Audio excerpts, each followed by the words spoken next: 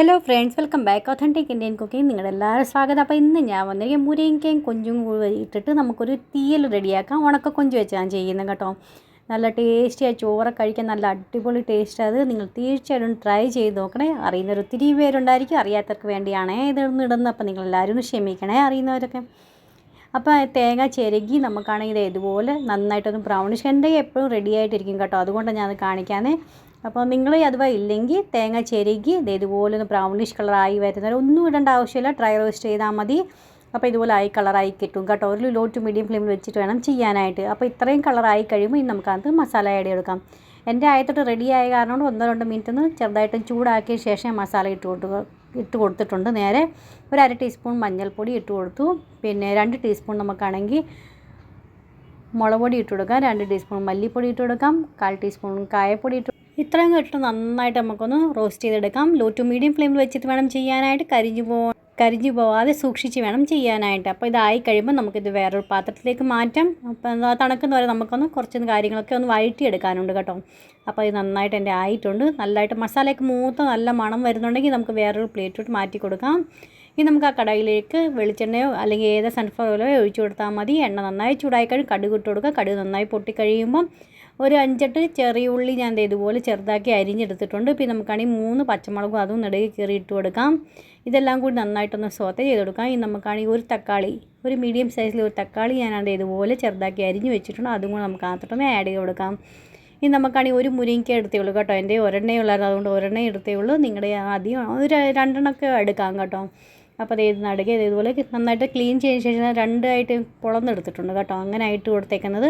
അപ്പോൾ ഇത് നമുക്ക് അടച്ചൊന്ന് വെക്കാം. നന്നായിട്ടൊക്കെ ഒന്ന് വെന്ത് വരട്ടെ. ആ നേരം നമ്മുടെ തേങ്ങയെല്ലാം വറുത്ത് വെച്ചേക്കുന്നില്ല, നന്നായി തണുത്തിട്ടുണ്ട്. ഇനി നമുക്കാണെങ്കിൽ അത് അരച്ചെടുക്കാം.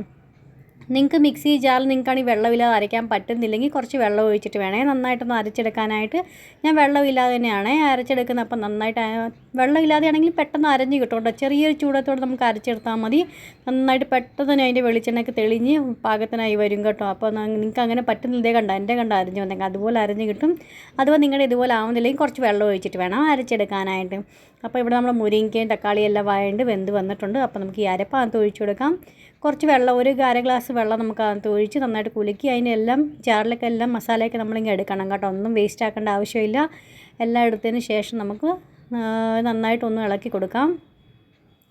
ഇതെല്ലാം നന്നായിട്ട് ഇളക്കി കൊടുത്തതിന് ശേഷം ഞാനാണെങ്കിൽ ഉണക്ക കൊഞ്ചാണെങ്കിൽ ഒരു 1/2 കപ്പ് എടുത്തിട്ടുണ്ടായിരുന്നു കേട്ടോ. അതിൻ്റെ തലയെല്ലാം കളഞ്ഞ് നന്നായിട്ട് കഴുകി ക്ലീൻ ചെയ്തെടുത്തേക്കുന്നത് അത്. അപ്പോൾ ഇത് നമുക്ക് അതിനകത്ത് ഇട്ട് കൊടുക്കാം. ഇനി നമുക്കാണെങ്കിൽ ഉപ്പിൻ്റെ ആവശ്യം വരും കേട്ടോ. പിന്നെ കുറച്ചാണെങ്കിൽ ചെറിയൊരു നാരങ്ങ വലുപ്പത്തിലുള്ള അത്രയും പുളി ഞാൻ പിഴിഞ്ഞ് വെച്ചിട്ടുണ്ടായിരുന്നു. അപ്പോൾ അതും കൂടെ അതിനകത്ത് ഒഴിച്ചു കൊടുക്കാം. ഇനി നമുക്ക് ആവശ്യത്തിന് ഉപ്പ് അതിനകത്ത് ഇട്ട് കൊടുക്കാം. ആദ്യം നമ്മൾ ഉപ്പ് ഞാൻ ഇട്ട് കൊടുത്തിട്ടുണ്ടായിരുന്നു, 1/2 ടീസ്പൂൺ. അത് വീഡിയോയിൽ വന്നില്ലെന്ന് തോന്നുന്നു കേട്ടോ. അതുകൊണ്ടാണ്. അപ്പോൾ ആണെങ്കിൽ ഉപ്പ് ആദ്യം ഇട്ട് കൊടുത്തത്, ഇപ്പോൾ പിന്നെയും 1/2 ടീസ്പൂൺ ഇട്ട് കൊടുത്തു. ലാസ്റ്റ് നമുക്ക് നോക്കിയിട്ട് ഉപ്പും പുളിയൊക്കെ പാകത്തിന് നോക്കിയിട്ട് നമുക്ക് ഇട്ട് കൊടുക്കാവുന്നേ ഉള്ളൂ. പുളിയോ ഉപ്പോ എന്തെങ്കിലും കുറവുണ്ടെങ്കിൽ ലാസ്റ്റ് നമുക്ക് ഒന്നും ആഡ് ചെയ്ത് കൊടുക്കാം കേട്ടോ. അപ്പോൾ അതായത് നന്നായിട്ട് തിളച്ച് വരട്ടെ. അല്ലെങ്കിൽ എണ്ണയൊക്കെ ഒന്ന് തെളിഞ്ഞ് അല്ലെങ്കിൽ പിന്നെ നന്നായിട്ടൊന്ന് കുറുകി വരണം. അതുവരെ നമുക്ക് തീയിലൊക്കെ കണ്ടാൽ അറിയാമല്ലോ നിങ്ങൾക്ക് എങ്ങനെയാണെന്ന്. അപ്പോൾ അതനുസരിച്ച് കുറുകി വരണം കേട്ടോ. ഇതിപ്പോൾ നന്നായിട്ട് കുറുകിയിട്ടില്ല, ഇനി കുറുകി വരാൻ ബാക്കിയത്. ഇത് ഇടയ്ക്കിടയ്ക്ക് ഇളക്കി കൊടുത്തുകൊണ്ടിരിക്കണം ഇതുപോലെ. പിന്നെ ലാസ്റ്റ് ആകുമ്പോഴത്തേക്ക് നമുക്ക് തുറന്ന് വെച്ചിട്ടൊന്ന് തിളപ്പിച്ചാൽ മതി കേട്ടോ. കുറച്ച് നേരത്തേക്ക് ഒരു 5-10 മിനിറ്റത്തേക്ക് ഒന്ന് തിളപ്പിച്ച് കഴിയുമ്പോഴത്തേക്ക് നമ്മുടെ തീയൽ റെഡി ആയിട്ടുണ്ട്. കൊഞ്ചും മുരിങ്ങയും തീയൽ റെഡി ആയിട്ടുണ്ട്. സെർവ് ചെയ്യാനായിട്ട് ചോറിനോട് നല്ല അടിപൊളിയാണ് കേട്ടോ. നിങ്ങൾ തീർച്ചയായും ട്രൈ ചെയ്ത് നോക്കിയിട്ട് നിങ്ങൾക്ക് എല്ലാവർക്കും ഇഷ്ടപ്പെടുന്നുണ്ടെങ്കിൽ ലൈക്ക് ചെയ്യാനും ഷെയർ ചെയ്യാനും പിന്നെ സബ്സ്ക്രൈബ് ചെയ്ത് സപ്പോർട്ട് ചെയ്യാനും മറന്നുപോലെ. നാളെ എന്തൊക്കെ വീഡിയോസ് കാണാൻ തീർച്ചയായിട്ടും അറിയിക്കും. നെക്സ്റ്റ് വീഡിയോ ആയിട്ട് വീണ്ടും കാണാം. Bye friend, thanks for watching and take care.